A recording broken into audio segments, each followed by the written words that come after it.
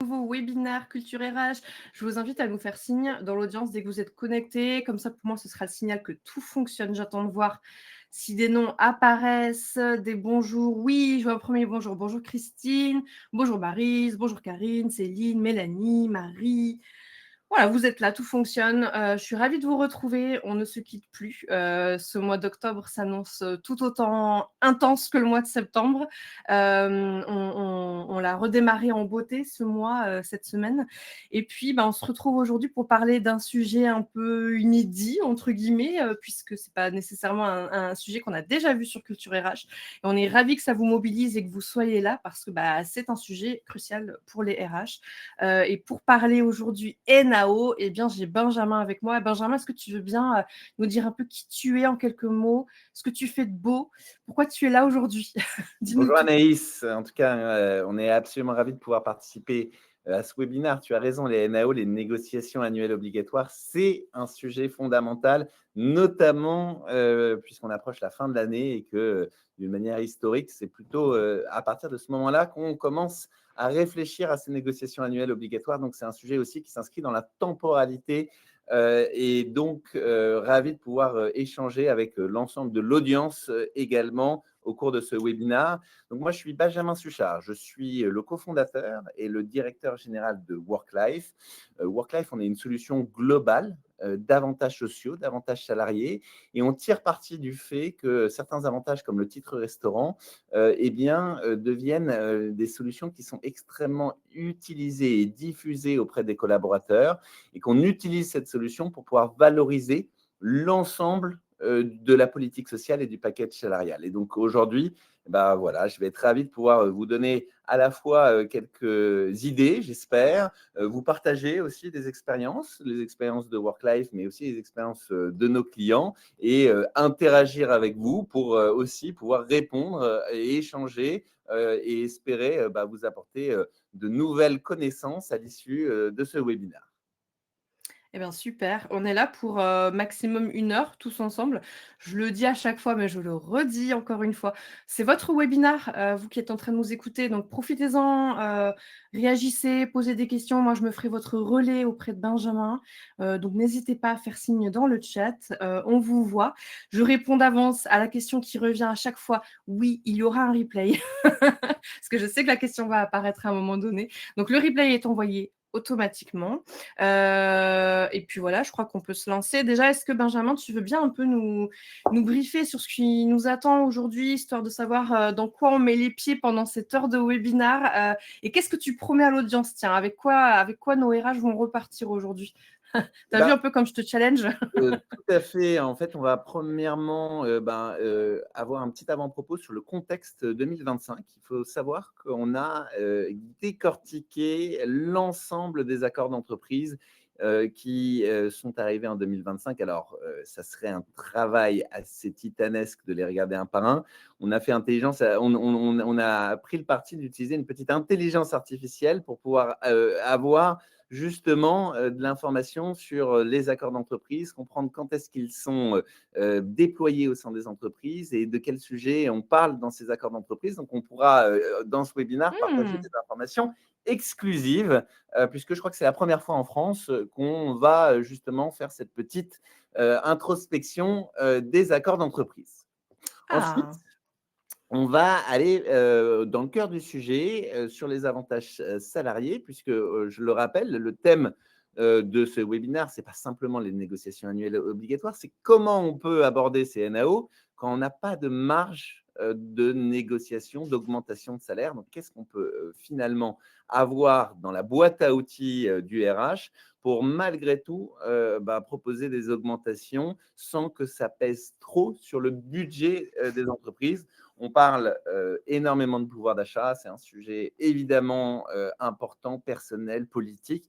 Donc l'idée, ce sera de vous faire un petit retour d'expérience sur la stratégie de WorkLife, vous expliquer comment nous, on a fait dans un contexte un petit peu particulier qui a été quand on est venu au niveau et qu'on a été, il y a une acquisition du groupe Crédit Agricole et donc on a dû avoir des contraintes qui n'existaient pas jusqu'à présent chez nous. Et on ira vous parler de certains de nos clients et vous vous montrer comment ils ont fait. Enfin, on ira dans le sujet de comment intégrer les avantages salariés à ces NAO et on reviendra, si on a un peu de temps, sur des avantages en particulier pour comprendre un peu mieux le contexte. On ira aussi répondre aux questions. Donc, on pourra aussi faire de cette quatrième partie une partie interactive. Sachant que vous pouvez aussi poser vos questions, ou réagir au fur et à mesure, bien entendu, hein. Moi, j'irai, choper quelques questions pour les remonter à Benjamin, donc allez-y, faites-vous plaisir. Alors du coup, on se lance? On y Contexte, va. 2025, un petit constat, où est-ce qu'on en est? Voilà, tu vas bien nous éclairer là. Bon, là, je vais rien vous apprendre de fantastique, mais aujourd'hui, comme vous pouvez vous en douter, il y a 3/4 des Français qui sont insatisfaits de leur rémunération.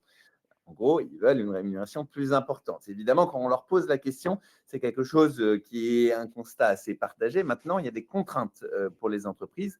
Maintenant, ça ne veut pas dire que tous les salariés vont demander une augmentation. Il y a à peu près un salarié sur deux, hein, selon une enquête IFOP, qui prévoit de demander une augmentation salariale. Donc, il n'y a pas tout le monde qui va demander une augmentation salariale.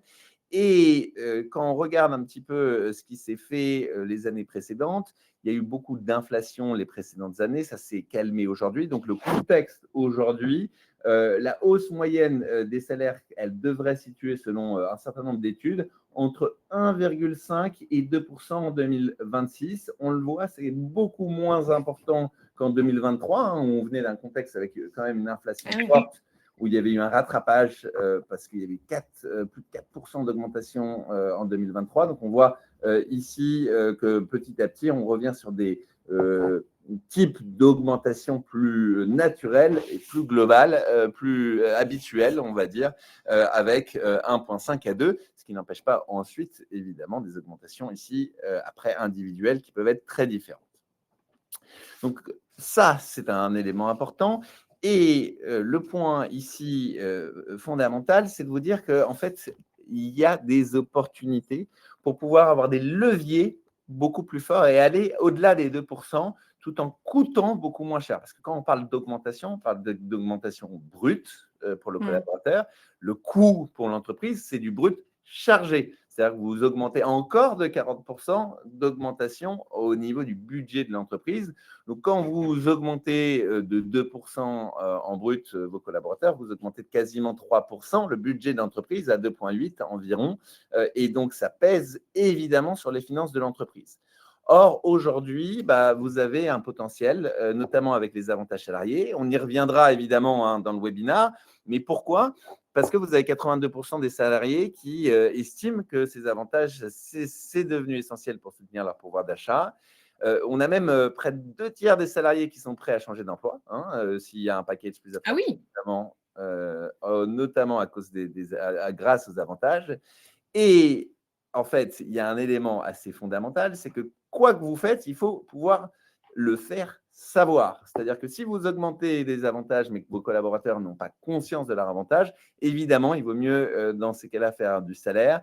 Vous le verrez, il y a des vraies techniques pour mieux valoriser justement dans ces NAO, ces packages d'avantages et les intégrer pleinement à la Mmh. négociation.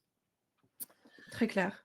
Alors, Oh, ça va plus vite. on va parler justement des accords d'entreprise. Alors, il faut savoir que les accords d'entreprise, il y a une obligation de publication de ces accords d'entreprise, particulièrement pour les plus grosses entreprises, au-delà de 100 entreprises. Et donc, on peut aller consulter l'ensemble des accords d'entreprise. Vous allez sur Légifrance et vous avez accès à l'ensemble de la base des accords d'entreprise.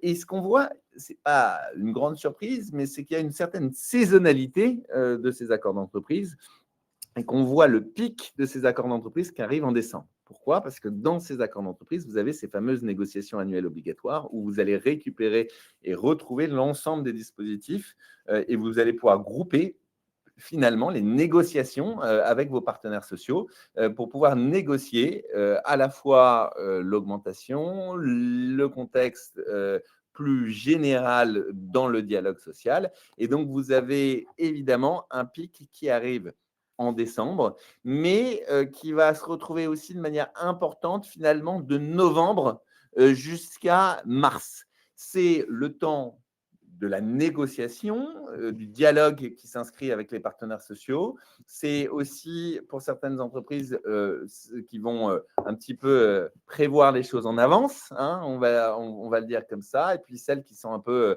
aussi dans une logique plus classique de négocier jusqu'à la fin d'année et d'acter cette négociation au début d'année suivante. En tout cas, vous voyez, c'est assez on va dire saisonnier, et évidemment, Mmh. les mois de mai, les mois d'août, c'est les mois les plus creux en termes d'accords.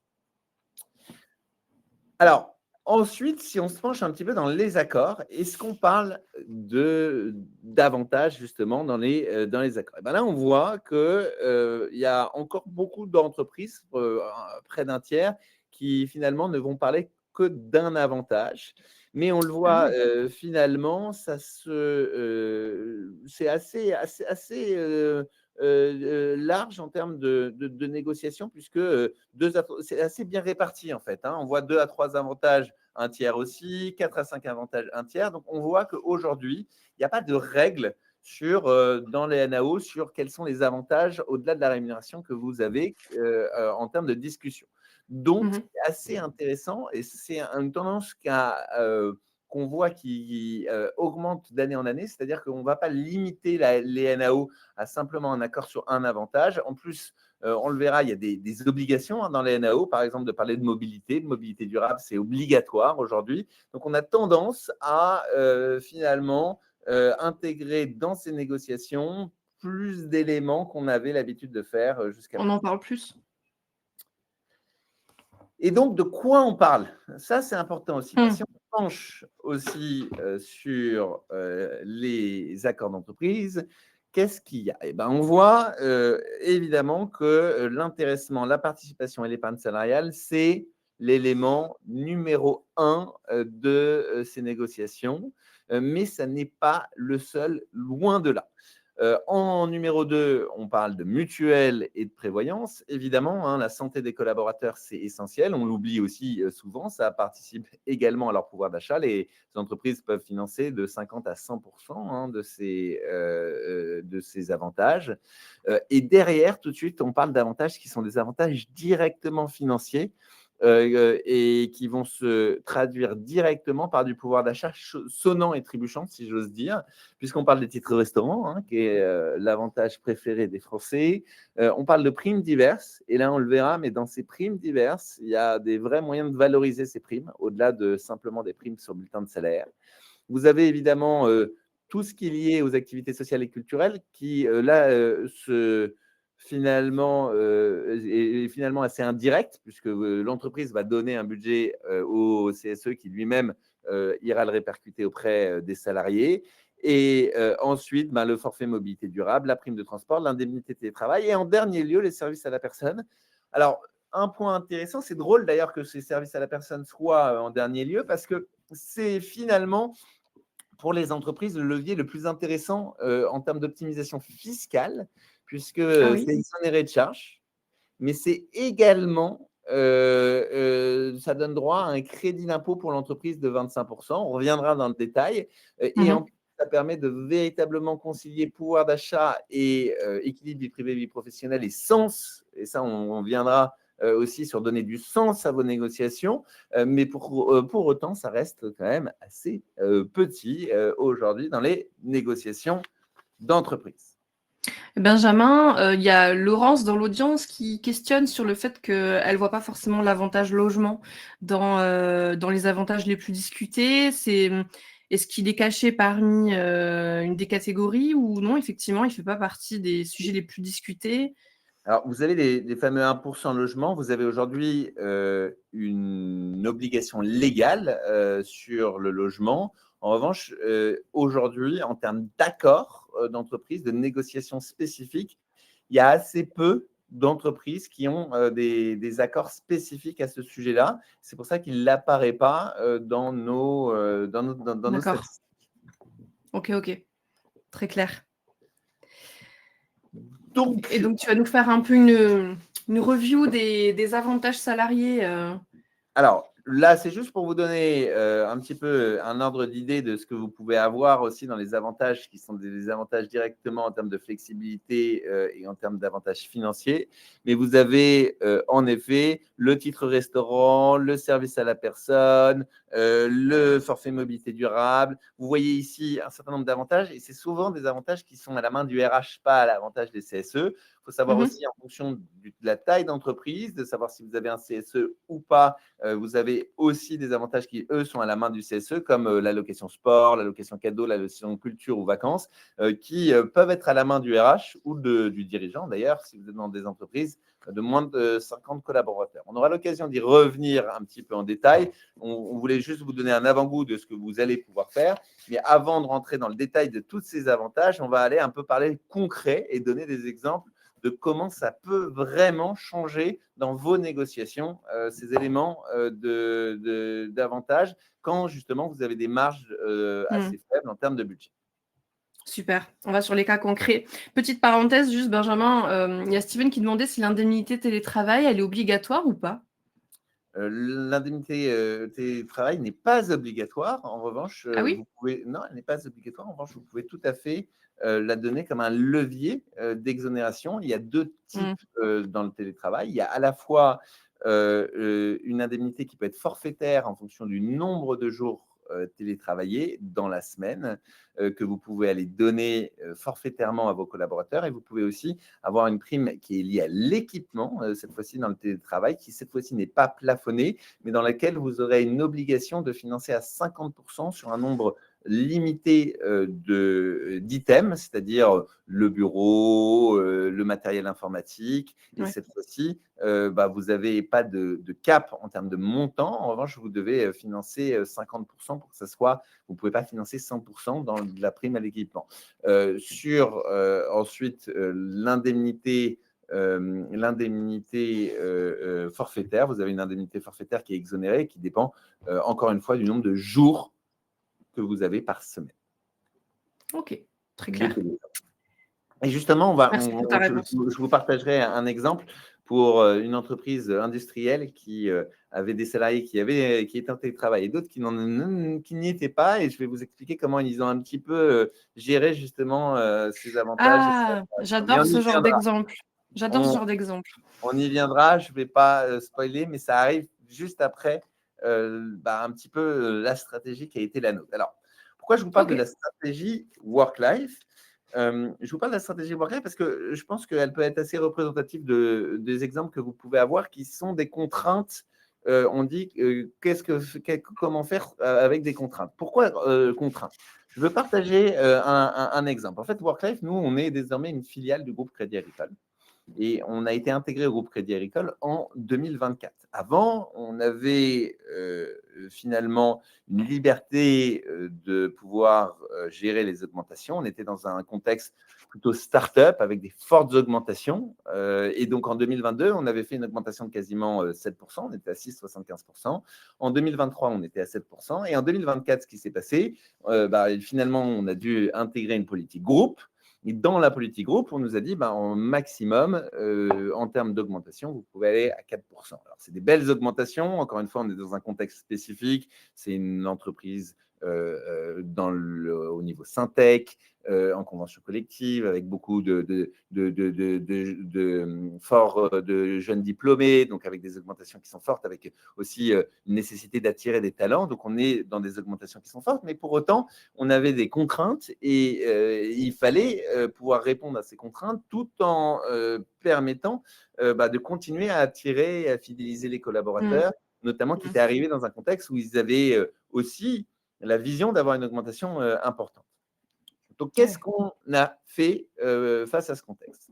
Eh ben, en fait, on a utilisé ces avantages pour inclure les avantages dans le pourcentage d'augmentation. Ça, c'est hyper important et on va y revenir.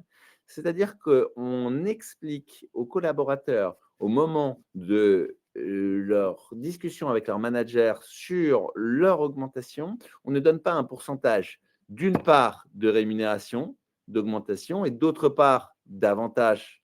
On va englober la totalité dans un seul pourcentage, ce qui va permettre d'avoir une vision beaucoup plus globale et on va individualiser la communication en expliquant à chaque salarié quel est son impact sur son net directement. Et on va le voir, ça a énormément d'impact. Je vais vous donner un exemple très concret juste après. Et ça veut dire notamment qu'on va former et impliquer les managers. On va faire un espèce de BSI. Le BSI, c'est le bilan Ouais. social individuel. C'est la capacité de comprendre l'ensemble des forces de la rémunération. Du coup, en faisant ça, on voit qu'en fait, on a limité l'augmentation brute à 3%, c'est-à-dire qu'on allait même en deçà de Des 4%. la contrainte qu'on avait, mais l'augmentation totale nette pour le collaborateur, elle a été de plus de 7%. Donc, on est revenu finalement au niveau de 2022 et 2023. Mmh mh. Mmh. Avec Et des donc, avec du contenu plus palpable aussi, parce que les avantages sociaux, c'est du palpable. exactement. Donc concrètement, qu'est-ce qu'on a fait? Bah, typiquement sur les avantages sociaux, bah, on avait des titres restaurants à 8,50 € par jour, on allait au plafond, on allait à 14 €, c'était le plafond à l'époque de D'accord. 2024. On a doublé notre allocation télétravail. Alors, on a fait un élément aussi intéressant sur l'allocation service à la personne. On s'est vraiment posé des questions parce qu'il y avait vraiment ce principe d'égalité qui était une vraie question chez nous. On a dit et on a pris le parti de donner une allocation différente pour les parents versus le reste des personnes. C'est-à-dire qu'on a donné 200 € d'allocation de service à la personne pour les parents et 120 € pour les non-parents. On a acté le fait que bah, sur cet avantage-là, notamment dans le service à la personne qui permet de pouvoir avoir recours à une garde d'enfants, certes, il n'y Mmh. avait pas d'égalité, mais il y avait une sorte d'équité auprès des D'accord. collaborateurs. Le choix de Et l'équité. et pour être transparent, on craignait qu'il y ait bah, C'est ce que j'allais te demander, ça a été bien accueilli par mais les c'est non-parents, très du bien coup? accueilli. On n'a pas eu de problématique. Et ça, je pense aussi dans vos NAO, dans vos négociations avec les partenaires sociaux, c'est quelque chose à sonder en amont, en Ouais, avance, parce prendre que la température. voilà, il faut prendre la température, exactement. Forfait mobilité durable, on est allé et abonnement de transport qu'on a regroupé, on est allé jusqu'à 75%. Alors ça, c'est quelque chose qui est assez peu connu, mais on peut aller jusqu'à 100% d'abonnement de transport, hein. On peut aller au-delà des 75% exonérés. Et puis, on était à l'époque moins de 50, c'est plus le cas aujourd'hui, mais on n'avait pas de CSE qui avait un budget propre. Et donc, du coup, il y a eu aussi une politique d'augmentation sur le sport, sur les bons vacances, sur les bons cadeaux, qui ont à la fin fait malgré tout une augmentation de près de 2 500 € Mmh. sur les avantages. Donc ça, c'était assez gigantesque. Il faut savoir que ces 2 500 €, ils sont à la fois nets pour l'entreprise et pour le collaborateur. Le collaborateur, c'est net d'impôt. Il n'a pas son impôt sur le revenu à payer sur cette augmentation-là. Et donc Il y a ça, plein de réactions, il y a je te dis, il y a plein vas-y, de réactions dans le chat. Alors, il y a, Mathieu qui nous dit: «En tant que responsable RH, on a réalisé un BSI et la seule chose qu'ils ont retenue, c'est leur salaire».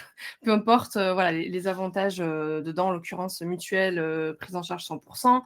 Mais la question de la communication, je crois que c'est quelque chose que tu as développé, tout à l'heure aussi dans le webinar, sur ouais. la manière de présenter les choses. Mais si tu veux bien rebondir sur ça, voilà, Mathieu qui me dit: «Bah, on l'a fait le BSI, mais ils retiennent quand même que le salaire».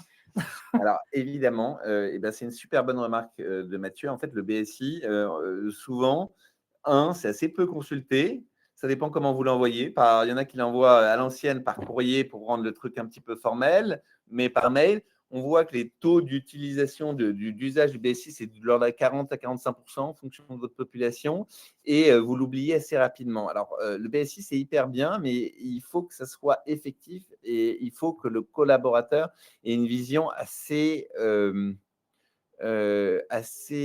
fort de ce BSI. Donc, il y a 2 éléments Mmh mh. importants quand on met un BSI.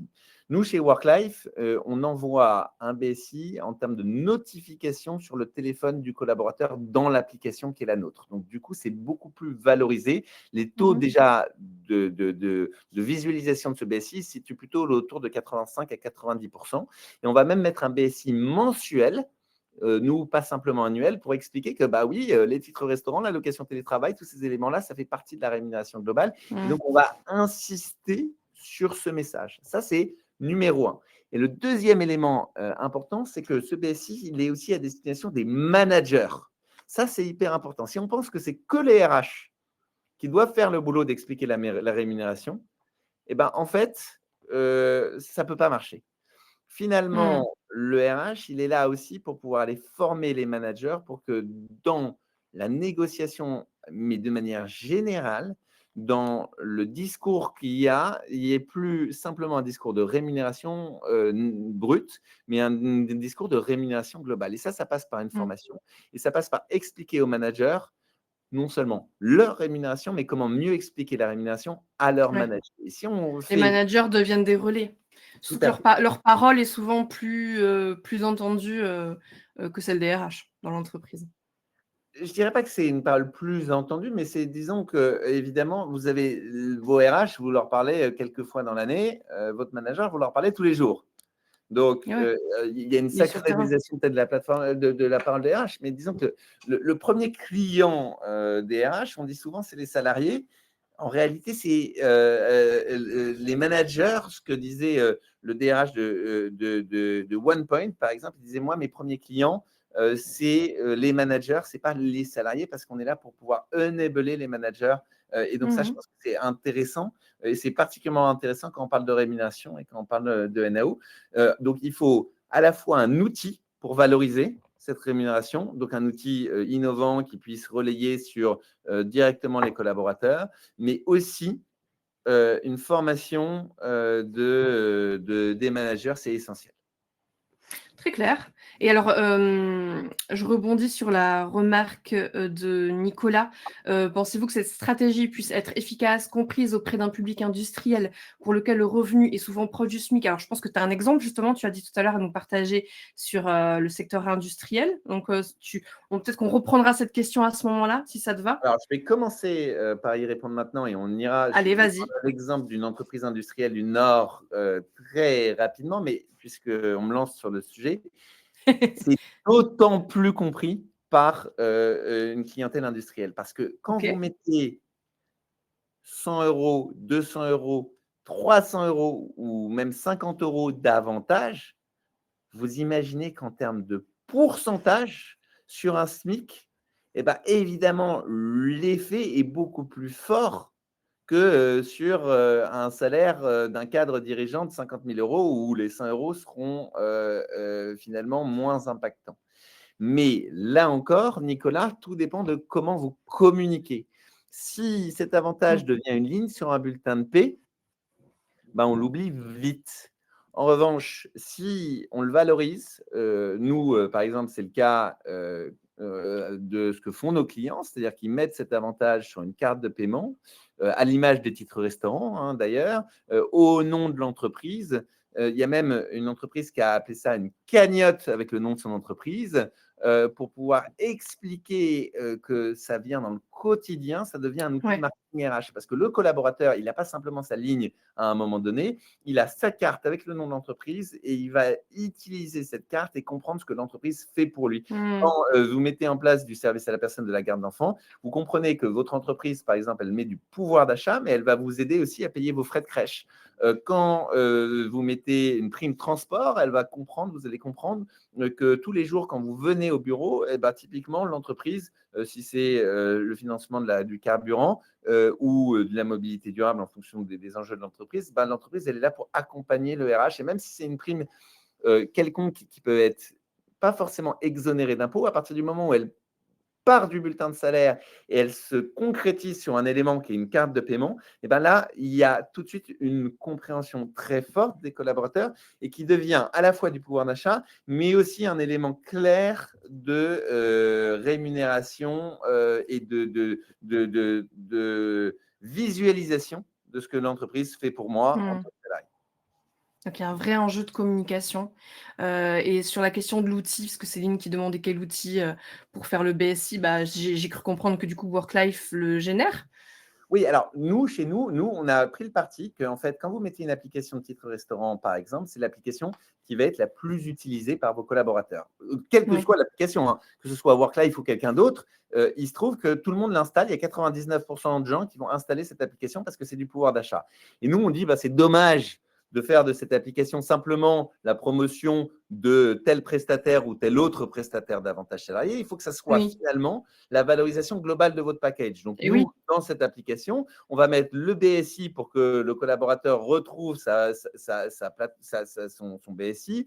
On va mettre cette application totalement aux couleurs de l'entreprise pour pas que ça soit Worklife en avant, mais que ce OK, soit votre entreprise. ça se Et on va personnalise. voilà, et on va en faire un outil de politique sociale et de marketing RH en mettant aussi en avant ce qui existe, qui n'est pas du tout fait par nous, mais qui est votre mutuelle, votre épargne salariale, votre Mmh. écoute psychologique, tout ça, on va le mettre en avant pour que le collaborateur il comprenne ces éléments-là. Et donc, D'accord. typiquement, nous, c'est ce qu'on peut proposer, mais ensuite, l'idée, ensuite, c'est de vous dire comment vous valorisez au mieux ces éléments-là. Mmh. Nous, c'est Mmh. notre parti pris pour pouvoir le faire au mieux et que les salariés comprennent beaucoup mieux leurs avantages. Très clair. Alors, je vois que le sujet vous passionne, mais c'est pas terminé. Benjamin, il a encore plein de choses à nous partager. Mais merci pour vos réactions. Je vois que vous êtes très impliqué dans l'audience. Merci pour vos partages. Et je continue de garder un œil sur vos réactions. Et je te laisse, Benjamin, reprendre le fil. Alors, je vais vous montrer exactement ce qu'on a présenté au début sur justement l'augmentation des collaborateurs. Je vais vous donner un exemple très concret de ce qui s'est passé pour un collaborateur. Et OK. là, je vois qu'il y a une question qui est que proposez-vous pour les entreprises qui ne réalisent pas de bénéfices? Alors, ce que je vous dis, il n'y a pas besoin de bénéfices, hein. Les avantages, vous pouvez le faire, même si vous ne réalisez pas de bénéfices. Évidemment, ça nécessite d'avoir un budget pour pouvoir mettre en place ces éléments d'avantage. Maintenant, c'est un budget qui sera toujours moindre que celui d'une augmentation salariale. Donc là, si Mmh. je prends l'exemple de ce collaborateur, il avait en 2023 une rémunération brute de 40 000 euros. Il avait eu une augmentation de 8%, et donc là, on a été contraint cette année, hein, je vous le rappelle, à faire 4% d'augmentation, alors que c'était un de nos collaborateurs, les top performers chez nous, et donc on voulait évidemment pouvoir le fidéliser et le garder. Donc on a cette augmentation de 40%. 40%, ça veut dire quoi? 4%, pardon, ça veut dire quoi? C'est qu'on passe de 40 000 euros à 41 800 euros. Ouais. Maintenant, je vous rappelle du coup que, en réalité, il faut regarder qu'est-ce que ça veut dire en salaire net. En salaire net, ça veut dire qu'en fait, il passe, ici de, 28 800 à 29 952 €. C'est un peu son salaire net qui a été estimé. Du coup, qu'est-ce qu'on fait? On va ajouter les avantages salariés. Encore une fois, les avantages salariés, ils sont ajoutés sur le net, finalement, pas sur le brut, Mmh. parce que les avantages sont nets. Et donc là, on reprend ces fameux 2 500 € qu'on vous a montrés là tout à l'heure, et on les ajoute cette fois-ci. Donc du coup, on passe de 3 110 € d'avantages à 5 586 € d'avantages. Et donc là, tout d'un coup, en termes de net, il y a un vrai impact, puisqu'on passe à peu près d'un peu moins de 32 000 € à plus de 35 500 € d'avantages. Et en termes d'augmentation sur le net, on a ici 11,37%. Vous voyez comment on passe d'une augmentation en salaire brut de 4% à une augmentation avec avantage en net à plus de 11%. Et quand vous allez parler aux collaborateurs, et quand vous allez faire aussi vos NAO de manière générale, et quand vous faites vos accords d'entreprise, dans ces accords d'entreprise, rien ne vous empêche d'aller parler d'augmentation nette avec les avantages et de mettre dans vos accords d'entreprise, dans vos NAO, finalement cette négociation au niveau global, et donc d'avoir finalement une perception de la part du collaborateur beaucoup plus forte. Si vous Mmh. couplez ça avec un outil qui valorise l'ensemble de ces dispositifs tout au long de l'année, d'un bilan social individuel et d'une formation des managers, bah, vous avez le combo gagnant pour pouvoir finalement, avec peu de marge de négociation, parce que là, je suis parti sur 4%, mais on aurait pu faire 1% de Oui. négociation, on serait quand même arrivé sur du 7 ou 8% d'augmentation globale, et donc de permettre d'avoir un vrai levier. Très clair. Donc en fait, ça demande une, reprogrammation de notre manière de voir la rémunération en fin de compte. Tout C'est à ça? fait. Donc, pour pouvoir répondre à Stéphane là aussi, c'est une vraie individualisation aussi de la rémunération, hein, dans ces Ouais. moments-là, hein. Ouais, On ouais, parle, ouais. on parle, on parle pas que de rémunération globale. On va parler à Monsieur Dupont qui est ici, et on va lui dire voilà, ton augmentation globale est importante. J'ai une autre petite question de Bertrand, avant qu'on avance, qui dit, «L'augmentation sur le net est visible, la première année quand on compare, l'année N-1 sans avantage à une nouvelle année avec avantage, mais comment montrer une progression du net la deuxième année?» Eh ben, tout simplement parce que les avantages, ça ne s'arrête pas d'une année à l'autre. Si je prends le service à la personne, la réalité, c'est que vous avez jusqu'à 2 440 € de possibilités d'exonération totalement fiscale et sociale et qu'en plus, vous avez du crédit d'impôt.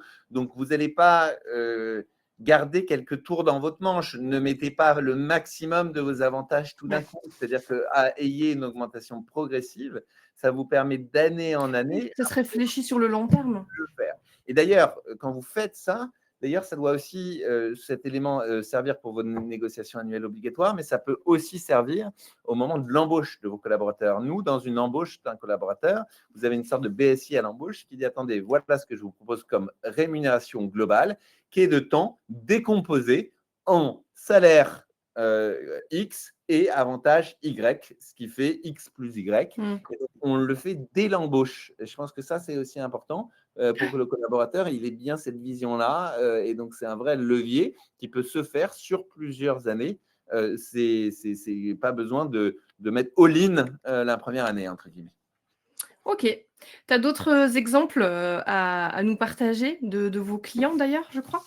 Tout à fait. On va partager 3 exemples pour vous montrer comment on peut lier avantages sociaux, rémunération et objectifs business, objectifs global au niveau de l'entreprise. Alors, c'est des clients qui sont assez gros et ça permet de bien voir un exemple sur ce type d'entreprise, mais ça peut s'appliquer aussi aux plus petites entreprises.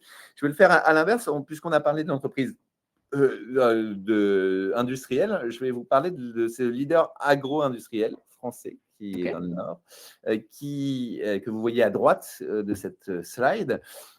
Et ben, en fait, lui, il s'est retrouvé dans une position assez inconfortable, le nouveau DRH, puisqu'il devait indexer dans ses accords d'entreprise dont il a hérité, les salaires à l'inflation au pire moment, c'est-à-dire le moment où l'inflation était extrêmement élevée. Et là, bah, ça mettait en péril l'équilibre économique tout simplement de l'entreprise.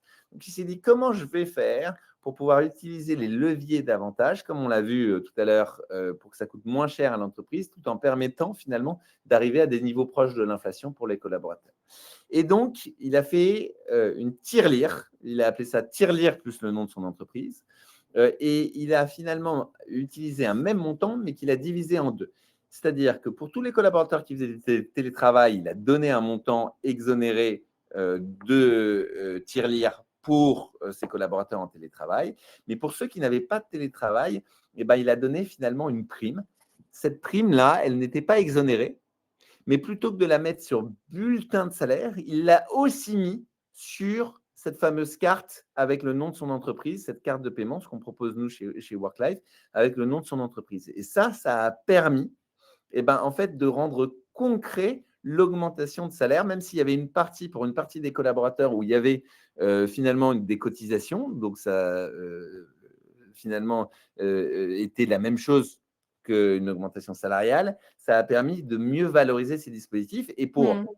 plus de la moitié de ses collaborateurs, ça a permis d'avoir une exonération totale, puisque pour le télétravail, vous étiez exonéré sur les montants qui avaient été donnés. Donc, à la fin, ça donnait à peu près plus de 67 € par mois pour les salariés. Et donc, ça a permis de pouvoir faire passer auprès des OS, des organisations syndicales, des organisations représentatives, un budget d'augmentation qui convenait à la fois à la direction et qui s'éloignait pas trop des accords précédents. Deux autres exemples, on va prendre au milieu une grande entreprise d'e-commerce, grosse entreprise, plus de 25 000 collaborateurs. Eux, leur enjeu, c'était l'absentéisme en plus du pouvoir d'achat. C'est-à-dire qu'ils s'étaient rendus compte que le coût lié aux parents absents pour des problématiques de garde d'enfants pesait énormément sur l'entreprise. Donc, ils ont OK. décidé de donner 100 € par mois auprès des collaborateurs par an qui, du coup, étaient plus de pouvoir d'achat. Et sur cette cible-là, on a réalisé après avec eux, on a regardé les conséquences sur le présentéisme et on s'est rendu compte qu'on avait donné plus de pouvoir d'achat, mais qu'in fine, on avait eu à peu près environ 20% de réduction de l'absentéisme sur les collaborateurs qui avaient utilisé cette allocation. Et donc ça, c'est un élément important. Ça me permet aussi de vous dire un point important, c'est que dans les avantages, en fait, ce que vous négociez n'est pas exactement ce que vous allez observer en termes de budget. Par exemple, ces fameux 100 euros par mois. En réalité, vous pouvez négocier avec vos partenaires sociaux 100 euros par mois d'avantage pour la garde d'enfants, mais avec une solution comme la nôtre, comme WorkLife, vous n'êtes facturé qu'à l'utilisation réelle des collaborateurs. Ce qui veut dire que si un salarié n'utilise pas, parce qu'il n'a pas besoin de son allocation, ou si un collaborateur utilise la moitié de son allocation liée à la garde d'enfants, 50 euros et pas 100 euros, l'entreprise n'est en réalité facturé que du montant dépensé par ses collaborateurs. Ah! Donc, vous pouvez dire, bah voilà, vous avez plus de 11% d'augmentation, mais si le salarié ne l'utilise pas, eh ben, ça ne pèse pas dans le budget de l'entreprise. Et ça, c'est un point important et c'est aussi un gros avantage par rapport à ce que vous pouvez verser sur le bulletin de paie mais qui, en l'occurrence, lui, est versé dans lequel vous n'y retrouverez plus la couleur, Mmh. puisque vous ne savez pas ensuite comment c'est utilisé. Donc là, vous le voyez, on arrive sur un exemple où vous liez objectif business, l'absentéisme, à pouvoir d'achat et à sens aussi, parce que quand vous donnez 100 euros pour la garde d'enfants de vos collaborateurs, ce n'est pas exactement la même chose que de donner 100 euros juste d'augmentation. Vous êtes là, en tant qu'entreprise, aussi pour pouvoir donner un pouvoir d'achat qui a du sens. Et je rappelle, je l'ai déjà dit avant et on y reviendra encore plus en détail, que 100 euros, c'est à la fois net pour l'entreprise, mais que ça donne dans ces cas-là le droit à un crédit d'impôt de 25%. Donc, ça ne revient à l'entreprise qu'à 75 euros dans cet exemple-là. D'accord, Dernier c'est exemple, et clair. puis je prendrai peut-être des questions ensuite. Du coup, le grand acteur de l'intérim, et ben, ce grand acteur de l'intérim, il a pour objectif d'être neutre en carbone en 2030. C'est dans ses engagements RSE, c'est dans ses engagements extra-financiers. Et donc là, et typiquement, qu'est-ce qu'on a fait? Eh ben, on a mis en place le forfait mobilité durable qui permet d'être exonéré à 600 euros pour pouvoir financer l'achat de matériel de mobilité douce, l'autopartage en mobilité douce ou le covoiturage, par exemple. Et on a à la fois donné du pouvoir d'achat supplémentaire. Eux, c'était plus 500 euros par an par salarié. Et on a fait une étude ensuite sur justement ce que ça avait permis en termes de basculement de collaborateurs qui prenaient leur voiture et qui sont venus en mobilité douce. C'est l'entreprise qui est dans toute la France, avec des gens qui pouvaient être assez proches de leur lieu de travail. Il y a eu plus de 1000 tonnes de CO2 économisées grâce à l'instauration de cette mesure. Donc, on voit bien là aussi comment on arrive à lier un objectif stratégique, un objectif business à un objectif pouvoir d'achat.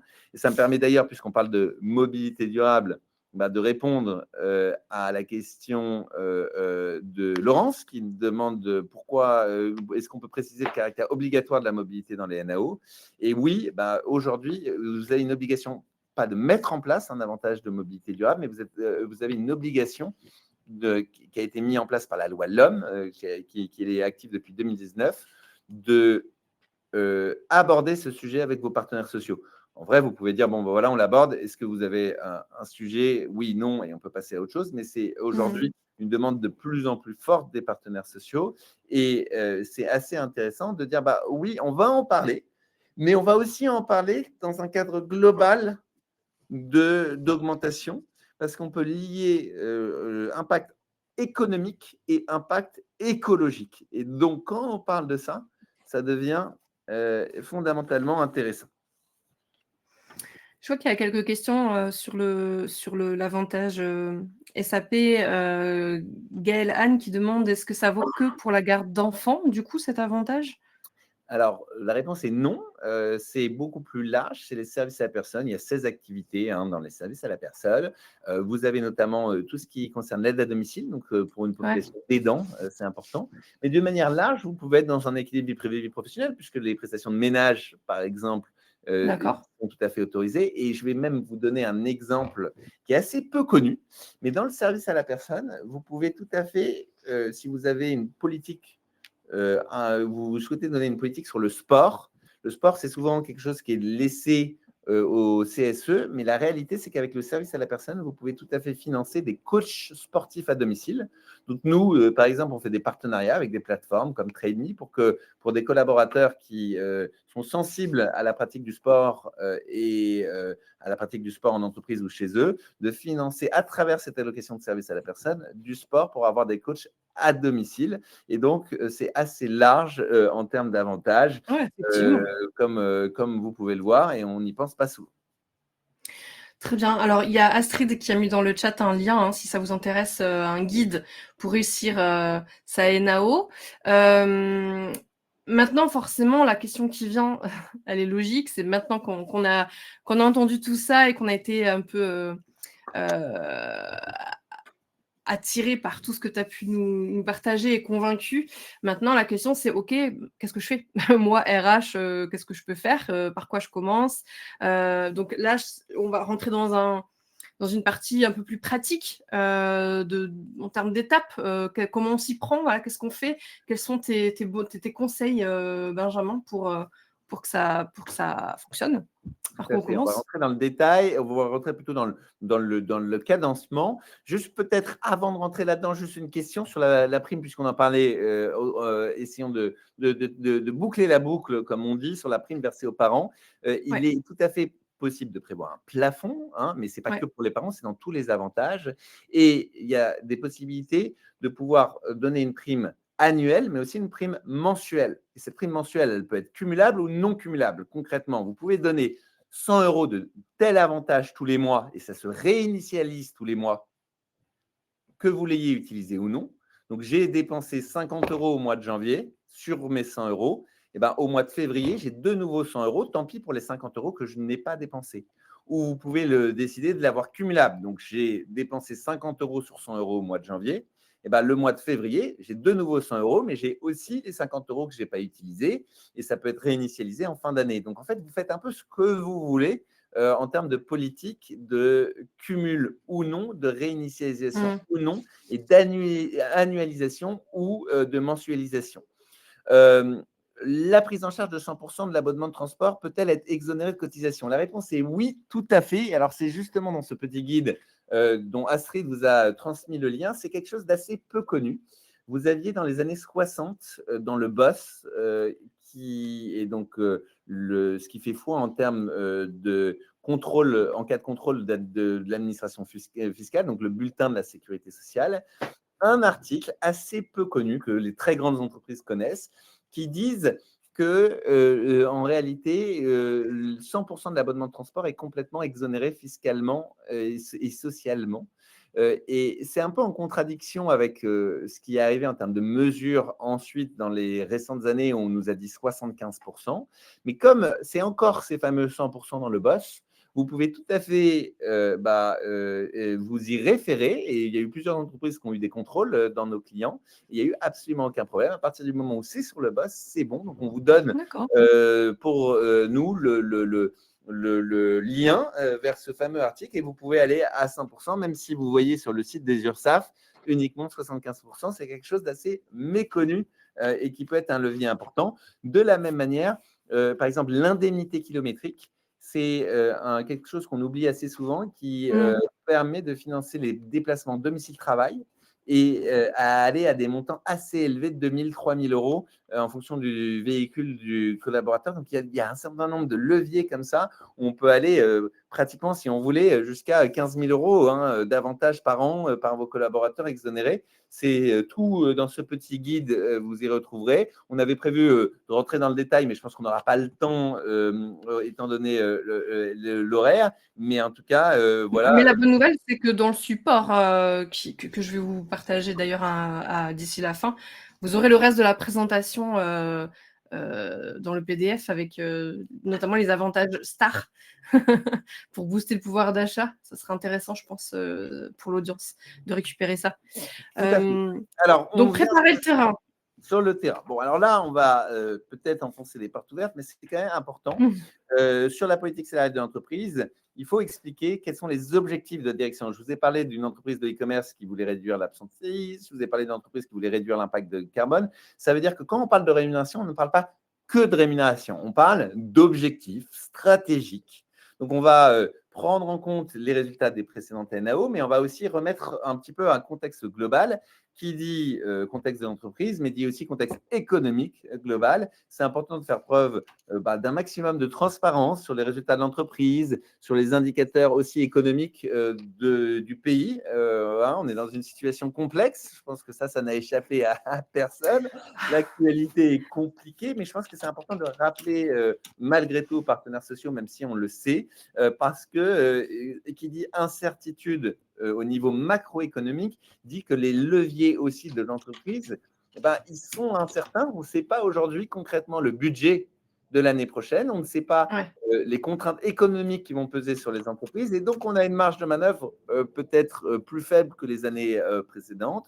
On peut réfléchir justement à des dispositifs en disant on ne peut pas prendre des engagements étant donné le contexte macroéconomique. Et je pense que Et oui.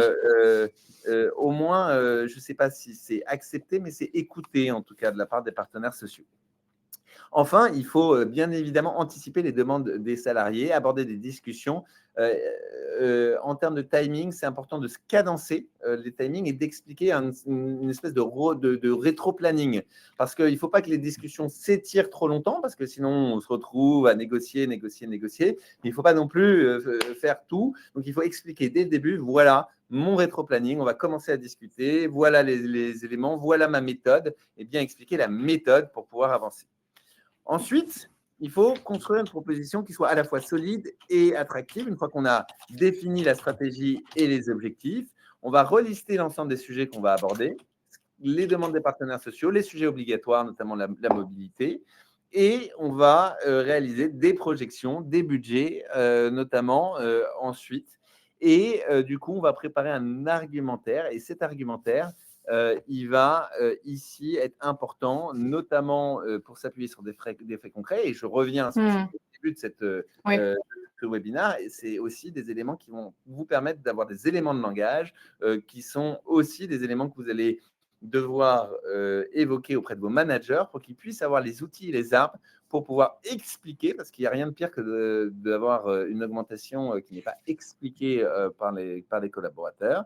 Et il y a un point important qui est que quand c'est une négociation en cours, on ne peut pas prendre de décision unilatérale sur les sujets discutés, mais en revanche, à l'issue de ces négociations, s'il n'y a pas d'accord, à ce moment-là, s'il n'y a pas d'accord avec les partenaires sociaux, vous pouvez décider d'avoir une décision unilatérale.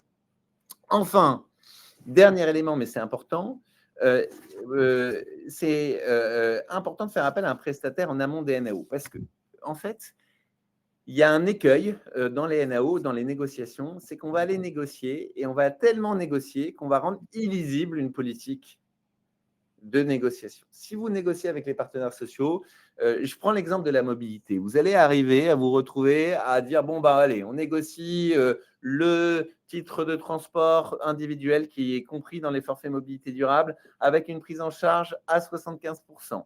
Mais on va prendre en charge le vélo à 100%. Et puis, on va exclure l'achat de vélo, on va prendre que la location. Bref, ça intervient parce qu'il y a un accord avec les partenaires sociaux et qu'à la fin, il faut trouver un accord. Donc, il y a une négociation. Mais à la fin, c'est le salarié qui trinque parce que le truc devient complètement illisible et que du coup, Ouais. s'il faut mettre un budget derrière, ça ne fonctionne pas. Et donc, il faut être sûr que ça soit lisible et bien compris aussi des collaborateurs. Et ça, des partenaires sociaux, des prestataires qui savent vous donner des exemples d'un tel ou autre tel qui a mis en place tels éléments, tels exemples. Et ça vaut pour, là, ce qu'on a parlé d'avantages financiers, ça vaut aussi pour l'épargne salariale, par exemple aussi, de bien comprendre de comment toutes les politiques d'intéressement et de participation, comment on valorise aussi ces dispositifs. Il faut faire appel à des prestataires, non pas a posteriori, de dire ça y est, j'ai négocié, maintenant je vais aller du coup, trouver mon prestataire pour tel avantage, pour telle solution. Il faut faire appel à ces prestataires Anticiper. pour dire voilà quels sont mes leviers, comment le faire. Nous, ça nous arrive même d'aller convaincre des prestataires et des partenaires sociaux en amont pour pouvoir échanger avec eux et du coup avoir en sorte de cette manière-là un bien meilleur accord et qui à la fin profite beaucoup mieux aux salariés. Et donc ça, c'est fondamental. Voilà Très clair. pour les grands éléments. On a, et ça on vous l'enverra à la fin, l'ensemble des avantages derrière et on pourrait rentrer dans le détail. Mais comme il nous reste uniquement 5 minutes, on va peut-être prendre ce temps d'échange pour des questions. Ouais, alors j'ai mis à dispo le support. Déjà, il est dans l'onglet Handouts pour ceux qui veulent le récupérer. Je vois qu'il y a déjà des personnes qui l'ont récupéré. Alors, j'essaie de voir s'il y a eu des questions entre-temps qu'on aurait peut-être loupées, mais je crois que tu y as répondu au fil de l'eau. Faites-nous signe s'il y a encore des points d'interrogation, c'est le moment. Je regarde. Je crois que tu as répondu à peu près à tout. Peut-être en profiter pour revenir un peu. Alors attends, je vais avancer, on va passer les avantages. Donc ça, vous l'aurez dans le support à récupérer. Voilà, pour vous inspirer un petit peu. J'avance. Sur peut-être. Alors, pourriez-vous aussi partager le guide Réussir sa NAO?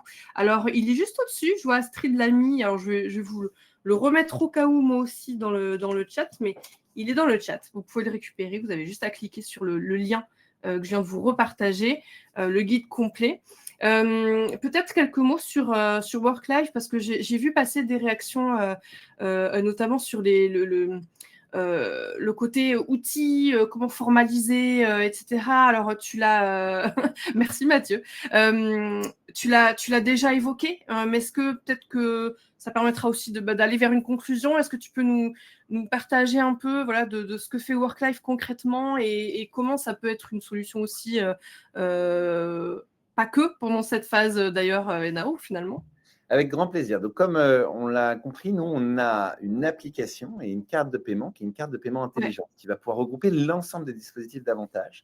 Et d'ailleurs, qui ne font pas que des dispositifs d'avantages, qui peut mettre aussi, comme on l'a vu, des dispositifs de primes, mais plutôt que d'être versés sur bulletin de salaire, qui viennent sur cette carte de paiement. Cette carte, elle est intelligente. Donc, quand vous payez avec cette carte, on est capable, en fonction de là où vous payez, d'identifier si ça fait appel à un des avantages de l'entreprise. Et vous avez des poches d'avantages qui sont hermétiques les unes avec les autres et qui sont débitées en fonction de là où vous payez. Donc, quand vous allez au restaurant, c'est dans vos titres restaurant. Quand vous payez votre crèche, c'est dans votre service à la personne. Et si vous allez payer chez Zara votre vêtement, là, ce n'est pas un avantage et votre paiement est refusé.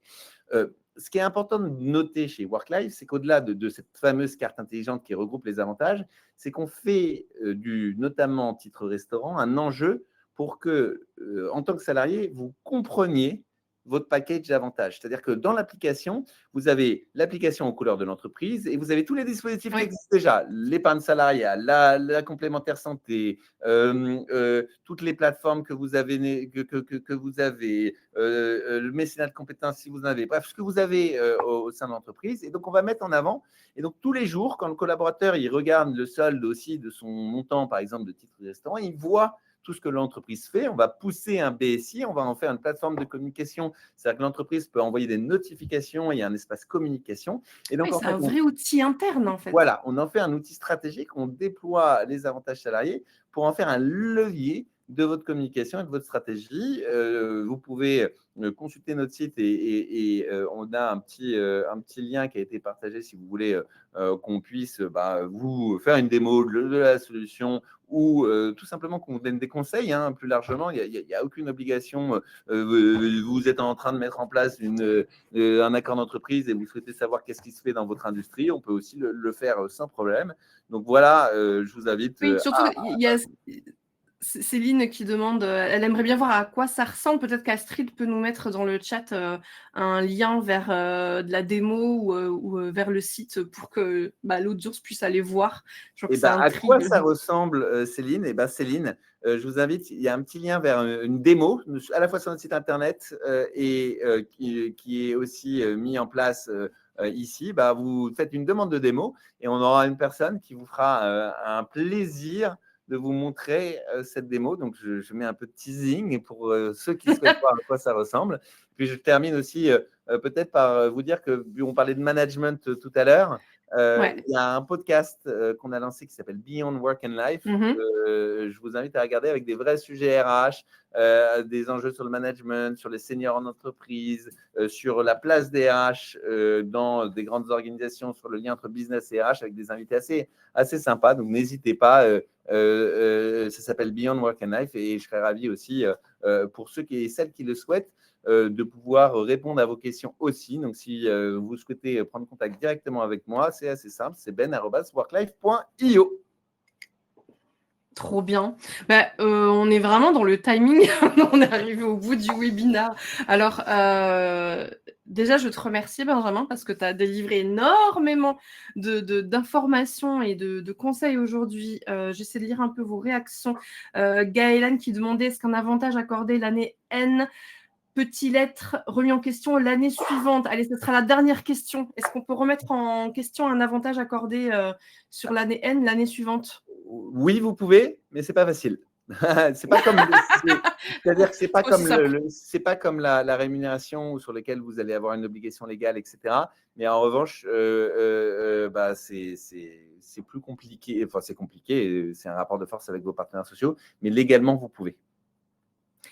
Très bien. Bon, eh bien, écoute, merci Benjamin Merci beaucoup. pour cette heure très intéressante. Moi, je vous retrouve dès jeudi. Voilà, jeudi, on parle d'un sujet qui n'a aucun rapport. Enfin, quoique, on va parler paye, mais on va parler surtout de IA. Voilà, comment la data a tant d'importance pour que l'IA fonctionne vis-à-vis de la paye. Donc, voilà, on vous donne rendez-vous ce jeudi si jamais vous voulez nous rejoindre. Encore merci Benjamin. Merci à vous tous qui avez été présents aujourd'hui. Il y a eu beaucoup de réactions, beaucoup de questions. On était ravis de vous retrouver. Et puis, il me reste à vous souhaiter une bonne journée et vous dire à bientôt. Merci Benjamin. Anaïs, à bientôt. À Merci à toutes et à bientôt. tous. Au Au revoir. revoir.